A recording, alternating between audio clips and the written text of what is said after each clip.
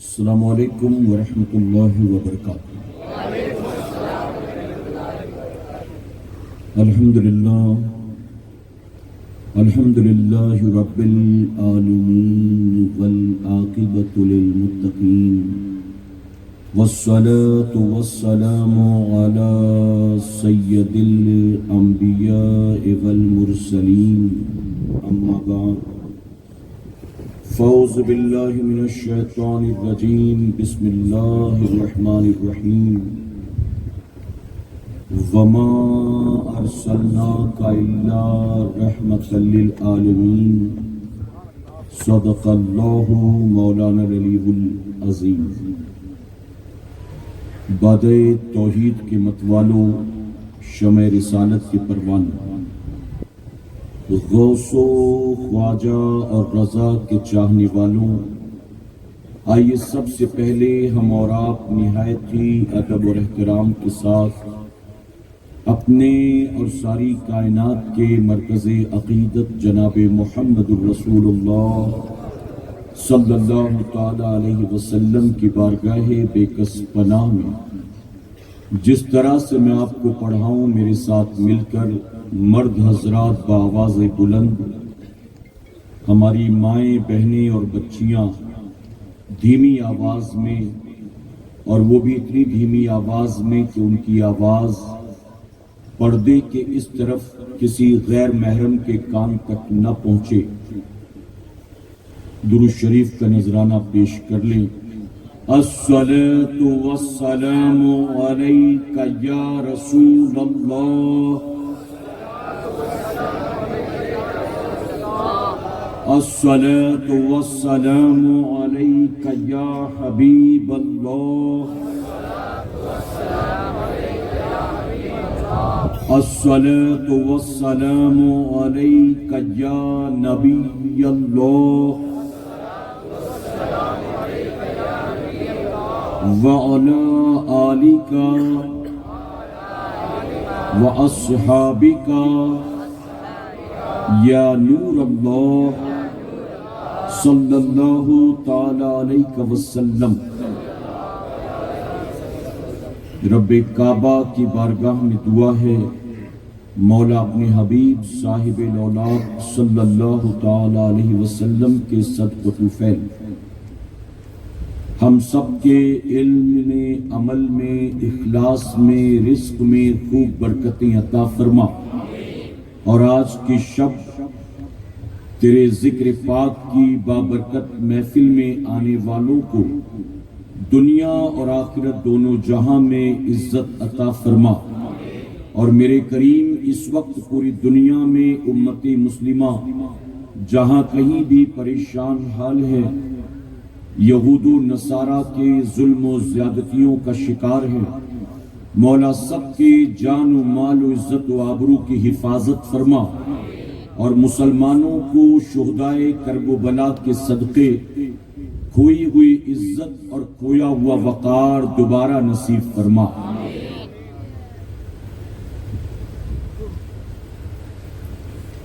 یہ دنیا اہل دنیا کو ہنسی معلوم ہوتی ہے،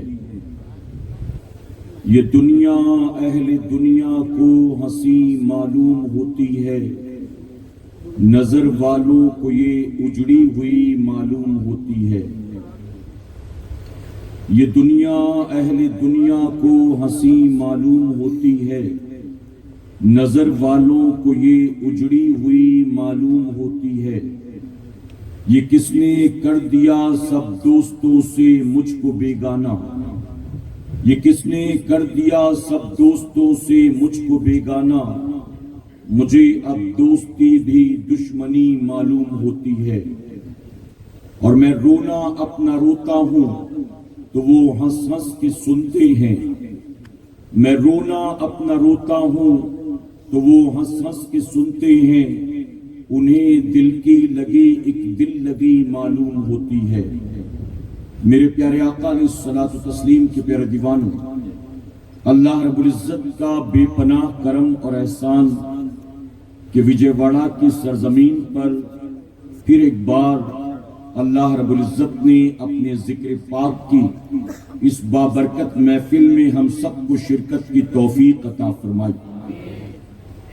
اللہ رب العزت کی بارگاہ میں دعا ہے کہ میرا کریم آج کی شب محفل کے سجانے والوں کا سجانا اور ہمارا اور آپ کا یہاں آنا قبول فرمائے۔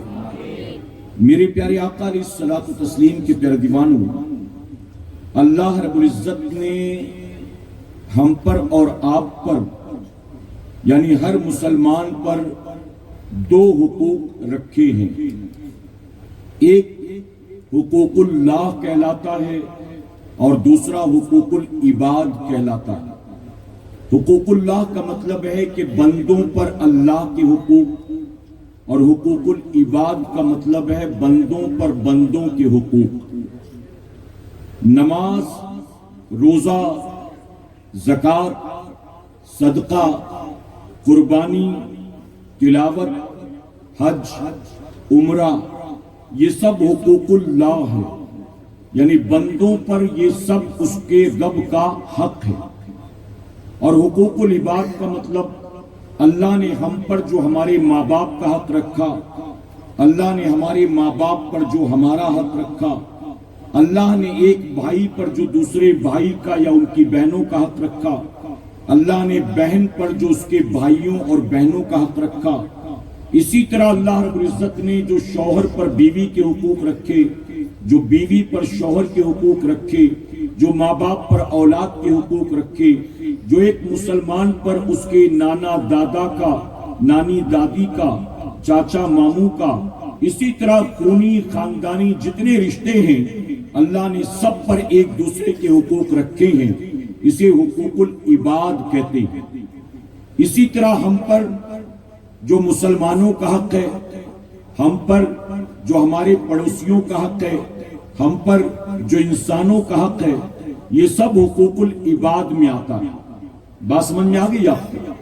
میرے پیارے آقا علیہ الصلوۃ والتسلیم کے پیارے دیوانوں، اب حقوق اللہ اور حقوق العباد ہمیں اور آپ کو یہ اپنے وقتوں پر ادا کرنا ہے، یعنی اللہ کے حقوق بھی ادا کرنا ہے اور بندوں کے حقوق بھی ادا کرنا ہے۔ نہ اللہ کے حقوق کی ادائیگی میں کوئی کاہلی اور سستی ہو، اور نہ بندوں کے حقوق کی ادائیگی میں کوئی بہانے بازی یا ٹال مٹول۔ ہمیں اور آپ کو ہمیشہ اس کا خیال رکھنا چاہیے۔ اب اگر حقوق اللہ اور حقوق العباد دونوں کو کمپیئر کیا جائے، دونوں کو سامنے رکھ کر سمجھنے کی کوشش کی جائے کہ ان میں کون سا حق زیادہ اہم ہے یا کون سا حق زیادہ نازک ہے، تو میرے پیارے آقا علیہ الصلوۃ والتسلیم کے پیارے دیوانوں، اگر حقوق اللہ اور حقوق العباد کو کمپیئر کریں گے تو پتہ چلے گا کہ حقوق العباد کا معاملہ حقوق اللہ سے زیادہ نازک ہے۔ آپ توجہ کے ساتھ میری بات سنیں۔ میرے پیارے آقا علیہ الصلوۃ والتسلیم کے پیارے دیوانوں، حدیث مبارکہ میں آتا ہے اللہ رحمان ہے، رحیم ہے، کریم ہے، ستار ہے، غفار ہے۔ فرمایا گیا کہ اگر کسی بندے نے اللہ کا حق پامال کیا، اگر کسی بندے نے کسی وجہ سے اللہ کے کسی حق کو ادا نہیں کیا، تو ممکن ہے کہ قیامت کے دن اللہ تبارک و تعالی اپنی شان کریمی کے صدقے، شان رحیمی کے صدقے، شان رحمت، شان ستاری و غفاری کے صدقے اللہ اپنے بندے کے اس حق کو معاف فرما دے۔ لیکن اسی جگہ پر یہ بھی فرمایا گیا کہ اگر میرے بندے نے کسی بندے کا حق مارا ہے تو میں بھی اپنے بندے کو اس وقت تک معاف نہیں کروں گا جب تک کہ جس کا حق مارا ہے وہ بندہ خود اسے معاف نہ کر دے۔ آئی بات سمجھ میں آپ کو؟ میرے پیارے آقا علیہ الصلوۃ والتسلیم کے پیارے دیوانوں، اگر میری گفتگو کو آپ سمجھنا چاہتے ہیں تو آپ کو جسم کے ساتھ ذہن کو بھی حاضر رکھنا ہوگا۔ کون آیا، کون گیا، کتنے آئے، کون بیٹھا، کون اٹھا، اگر یہ ساری چیزیں آپ کرتے رہیں گے تو ظاہر ہے کہ آپ کو میری تقریر تو سمجھ میں آنے والی نہیں۔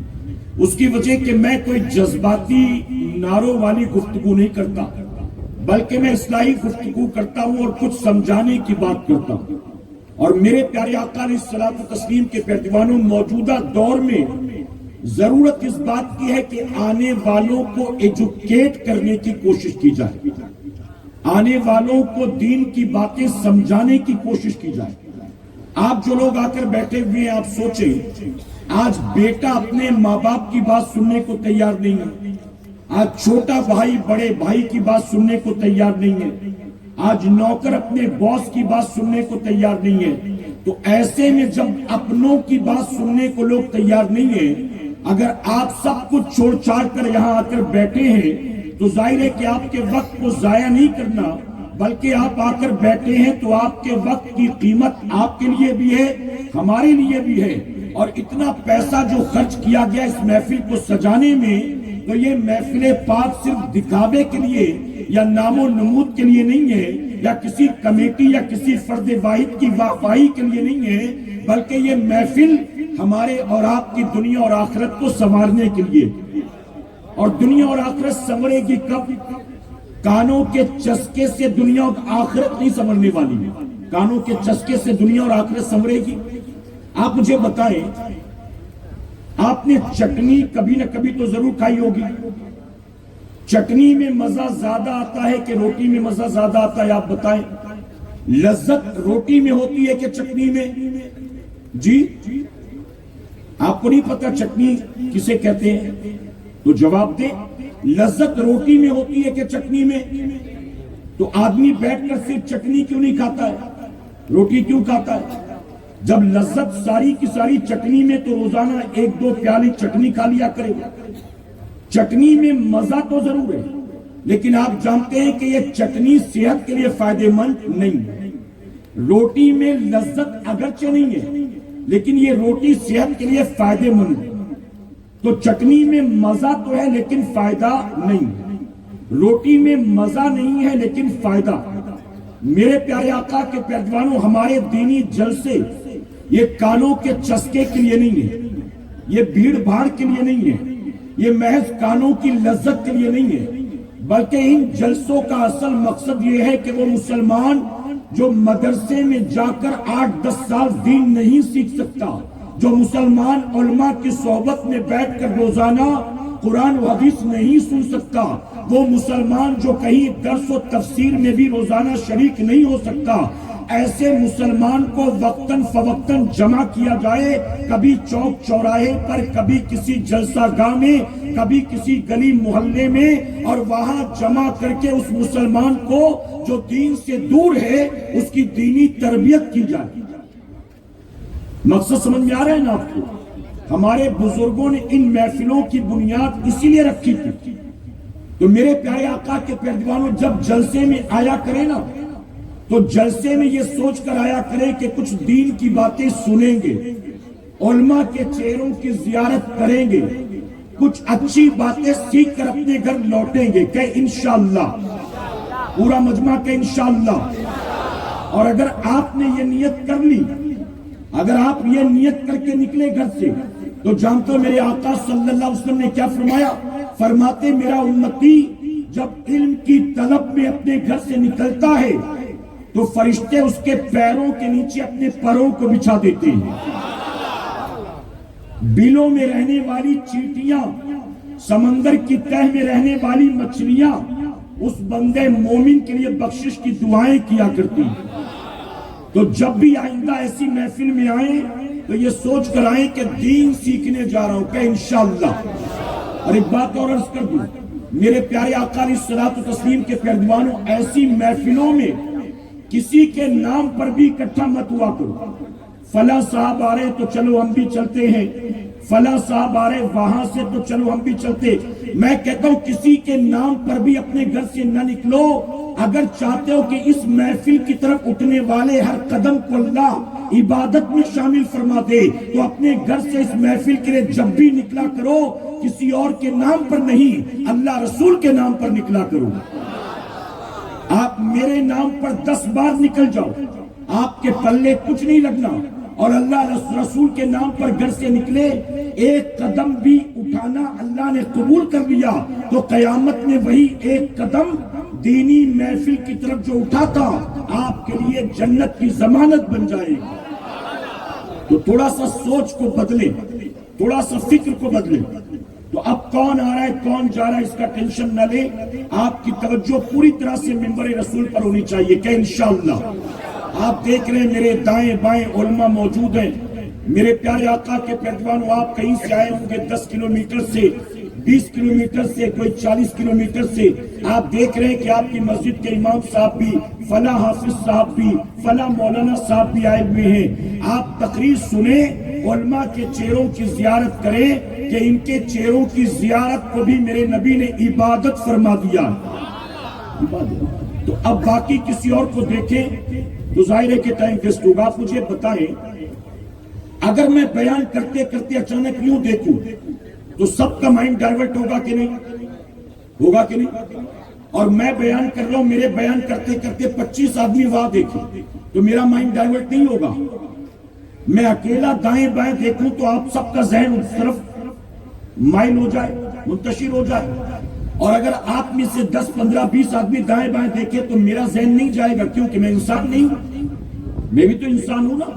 تو اس میں پوری توجہ آپ کی منبر پر ہونی چاہیے. ٹھیک ہے، اجازت ہے آپ کی.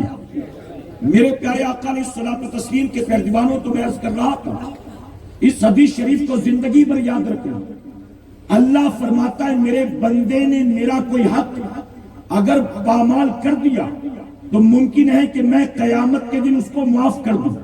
وہ رحیم ہے، کریم ہے، ستار ہے، رحمان ہے، غفار ہے.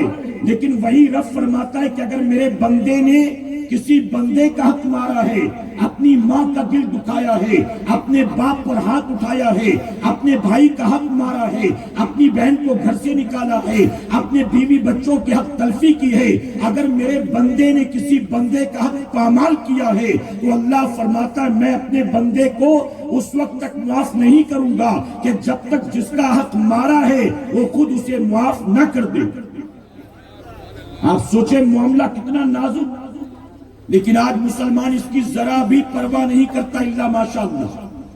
میرے پیارے آقا علیہ الصلوۃ والتسلیم کے پیروانوں، اگر میں آپ سے پوچھوں اس بڑے مجمع میں کہ وہ لوگ جو شادی شدہ ہیں، کیا شادی شدہ ان مردوں کو یہ پتا ہے کہ ان پر اللہ اس کے رسول صلی اللہ علیہ وسلم نے ان کی بیویوں کا کیا حق رکھا؟ جتنے شادی شدہ ہیں کیا انہیں اس کا جواب معلوم ہے؟ میں اگر عورتوں سے پوچھوں کہ شادی شدہ ہو تو بتاؤ تم پر تمہارے شوہر کا اللہ رسول نے کیا حق رکھا؟ اگر اولاد والے ہو تو اولاد کے تم پر کتنے حقوق ہیں؟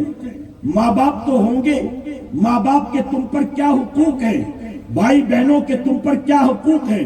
پڑوسیوں کے تم پر کیا حقوق ہیں؟ ایک مسلمان کا تم پر کیا حق ہے؟ مسجد کے امام کا تم پر کیا حق ہے؟ جو پڑوس میں غیر مسلم رہتا ہے اس کا تم پر کیا حق ہے؟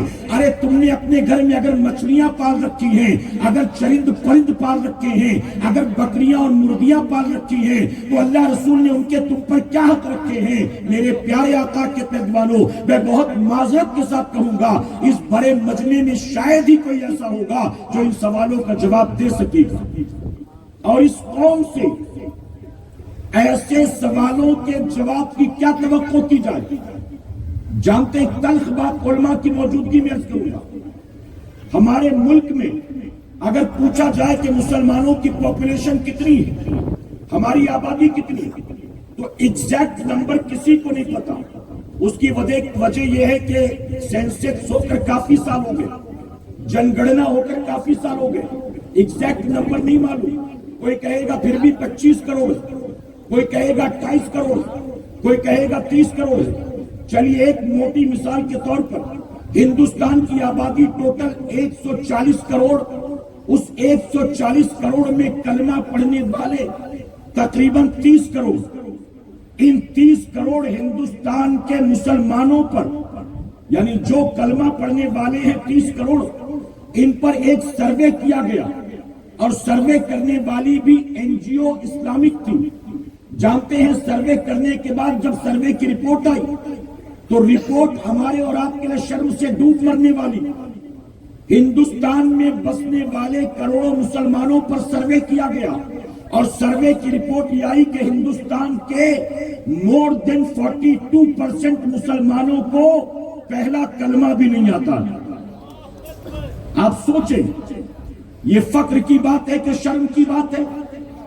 مور دین 42% مسلمانوں کو پہلا کلمہ نہیں آتا. جیسے ہی ماہ سفر ختم ہوگا، ربیع الاول شریف کا چاند نظر آئے گا، آپ ہر طرف دیکھیں گے کہ نبی کے میلاد پاک کا جشن منایا جا رہا ہے، نبی کی آمد کی خوشی منائی جا رہی ہے. لوگ جھنڈے بھی لگاتے ہیں، چراغاں بھی کرتے ہیں، سجاوٹ بھی کرتے ہیں، لائٹیں بھی لگاتے ہیں، اپنے گھروں میں رنگ روگن کرتے ہیں، لوگ جلسے کرتے ہیں، نیازیں کرتے ہیں، جلوس نکالتے ہیں. ایک مہینے نبی کی آمد کی خوشی منائے گا، لیکن مسلمان، ارے تو جس نبی کے آنے پر خوشیاں مناتا ہے، اس نبی نے تجھے جو تعلیمات دی ہے، کیا اس نبی کی تعلیمات سے بھی تو واقف ہے؟ نبی کیسے آئے یہ تو پتا ہے ہمیں. 12 ربیع الاول کو صبح صادق کے وقت آمنہ خاتون کے گھر میں تشریف لائے. کن حالات میں تشریف لائے؟ ایک نور نکلا آپ کے شکم سے اور چاروں طرف پھیل گیا. یہ روایتیں آپ نے علماء سے بار بار سنی ہوگی. آقا کی میلاد پاک کے واقعات، آقا کے بچپن کے واقعات آپ نے بارہا سنے ہوں گے. آقا کیسے تشریف لائے، کن حالات میں تشریف لائے، کس خاندان میں تشریف لائے، کس سرزمین پر تشریف لائے، یہ ہمیں معلوم ہے. لیکن ہم نے اس بات کو فراموش کر دیا کہ جس کے آنے کی خوشیاں مناتے ہیں، آخر وہ آئے کیوں، کیسے آئے یہ پتا ہے، کیوں آئے یہ نہیں پتا.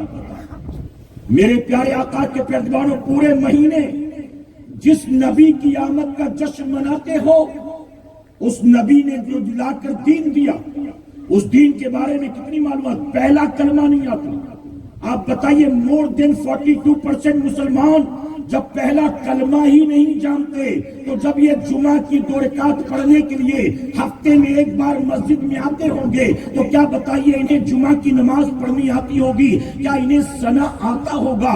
سورہ فاتحہ آتا ہوگا؟ میرے پیارے آقا کے پیروانوں، معذرت کے ساتھ کہوں گا، جس قوم کو پہلا کلمہ یاد نہ ہو، اس قوم کو کیا یہ پتا ہوگا کہ وضو میں کتنی باتیں فرض ہیں، غسل میں کتنی باتیں فرض ہیں، کن حالات میں غسل فرض ہو جاتا ہے، کن کن عبادات کے لیے وضو اور غسل کی ضرورت ہوتی ہے، اگر وضو کرے تو کیسے کرے، غسل کرے تو کیسے کرے. میں بہت معذرت کے ساتھ کہوں گا، جن کی شادیاں ہو کر 8-8 10-10 سال ہو چکے ہیں، جن کے 2-2 3-3 4-4 بچے ہو گئے ہیں، ان شادی شدہ مرد عورتوں سے بھی اگر پوچھا جائے، جن کے گھر میں بچوں کی قطار لگی ہوئی ہے، اگر ان سے بھی پوچھا جائے تو ان مرد عورتوں کو بھی یہ نہیں پتا ہوگا کہ غسل میں کتنی باتیں فرض ہیں اور کن وجہوں کی بنیاد غسل فرض ہوتا. اب بتائیے، جسے غسل کے فرائض نہیں معلوم، اسے بیوی کے حقوق معلوم ہوں گے، اسے شوہر کے حقوق معلوم ہوں گے، اسے اولاد کے حقوق معلوم ہوں گے. ہمارے جلسوں میں چونکہ